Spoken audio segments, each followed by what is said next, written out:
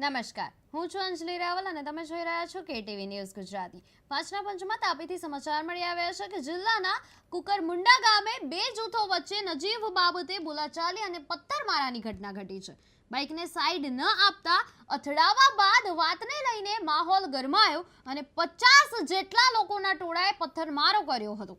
પથ્થરમારમાં 12 વ્યક્તિઓને નાની મોટી ઈજાઓ પહોંચી હતી, જેમને હોસ્પિટલ ખાતે ખસેડવામાં આવ્યા છે। હાલ પોલીસ આ મામલામાં ચુસ્ત બંદોબસ્ત સાથે વધુ કાર્યવાહી કરી રહી છે અને આરોપીની ધરપકડ કરવામાં આવી રહી છે।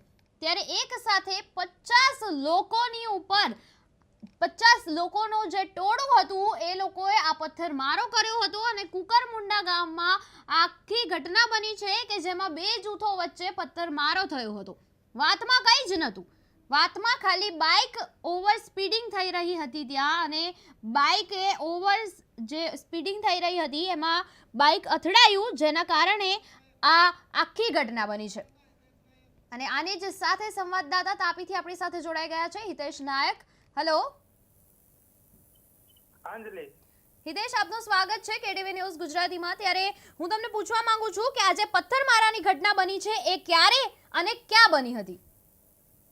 જી અંજલિ, જણાવી દઉં કે જે ગત રાત્રિ છે ને કુકરમુંડાની જે ખાટી ફળ્યું છે ત્યાં એક ફિજલ નામનો યુવક જે મોટરસાયકલ લઈને જઈ રહ્યો હતો ત્યારે 4 યુવક રસ્તા પર ઊભા હતા અને એ ફિજલ નામના યુવકને સાઈટ ન આપતા ત્યાં બોલાચાલી થઈ હતી અને બોલાચાલી બાદ ઉગ્ર ત્યાં માહોલ બન્યો હતો અને ઉગ્ર માહોલ બનતા ત્યાં જે 50 લોકોનો ટોળો ત્યાં ભેગો થઈ જઈ પથ્થરમારો કરવામાં આવ્યો હતો। જ્યારે પથ્થરમારો કરવામાં આવ્યો ત્યારે જેવી રીતે પોલીસને ઘટનાની જાણ થઈ તેવી રીતે પૂરો તાપી જિલ્લાની પોલીસ સહિત એસપી સહિત ત્યાં ઘટના સ્થળે પહોંચી આવ્યા હતા અને જે ઘટના બનાવની વાત કરીએ તો જ્યાં પથ્થરમારો થયો છે ત્યાં ગાડી સહિત જે આજુબાજુના ઘરો છે ત્યાં પણ ભારે નુકસાન થયું છે અને જેવી રીતે વાત કરીએ તો જે પથ્થર મારો થયો તેમાં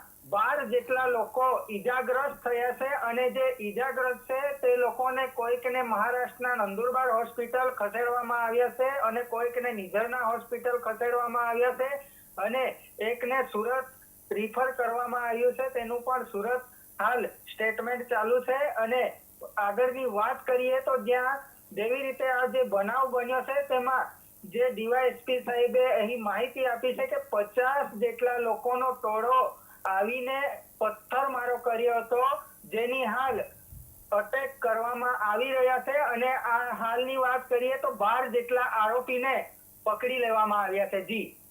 જી હિતેશ, તો તમે જેમ જણાવ્યું કે જે 12 લોકો ઈજાગ્રસ્ત થયા છે એ લોકો અત્યારે અલગ અલગ હોસ્પિટલ્સમાં દાખલ છે, ત્યારે આમાંથી ગંભીર લોકો કેટલા છે? જી અંજલિ, જણાવી દઉં કે જે વધારે ગંભીર છે તેને સુરત રિફર કરવામાં આવ્યું છે, ત્યાં હાલ એમનો ઈલાજ ચાલુ છે અને તેનાથી થોડો નોર્મલ છે તેને નંદુરબાર મહારાષ્ટ્રની હોસ્પિટલમાં સારવાર પર મૂકવામાં આવ્યો છે અને જે બીજા જે 10 લોકો હતા એ લોકોને નાની મોટી ઈજાઓ પહોંચી છે, એમને નિઝરની રેફરલ હોસ્પિટલમાં સારવાર ચાલુ છે। જી હિતેશ, તો પછી આમાં પોલીસની કાર્યવાહી શું છે અત્યારે?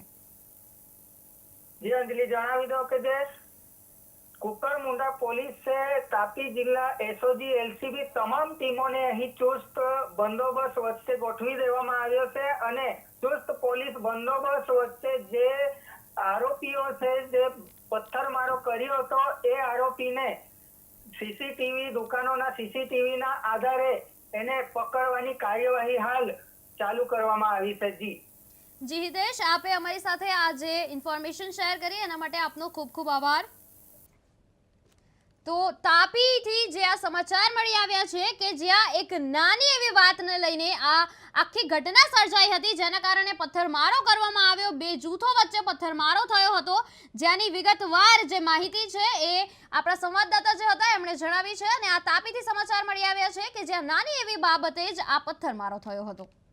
તાપી જિલ્લાના કુકરમુંડા ગામના ખાટી ફળિયામાં ગઈકાલ રાત્રિના 9:30 વાગે બે જૂથ વચ્ચે અથડામણની ઘટના બનેલ છે, જેમાં ફૈઝાન નામનો યુવક જે બજારમાં મોટરસાયકલ લઈને નીકળેલો અને એને બજારમાં કેટલાક લોકોએ એને રોકેલો તો બાઇક ચલાવવા બાબતે જે ઝઘડો થયો એના લીધે 40 થી 50 માણસો આ મહોલ્લાની અંદર જઈ અને પથ્થરમારો કરેલો અને જેમાં સામસામે જૂથ અથડામણમાં આશરે 12 જણાને નાની મોટી ઈજાઓ થયેલ છે.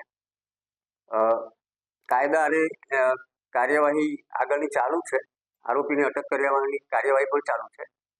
તાપી જિલ્લા પોલીસ અધિક્ષક શ્રી જયંત દેસાઈ સર સ્થળ ઉપર તાત્કાલિક પહોંચી અને કાયદેસરની કાર્યવાહી કરવાની સાથે સાથે સમગ્ર ગામમાં જરૂરી બંદોબસ્ત ગોઠવી દીધેલ છે.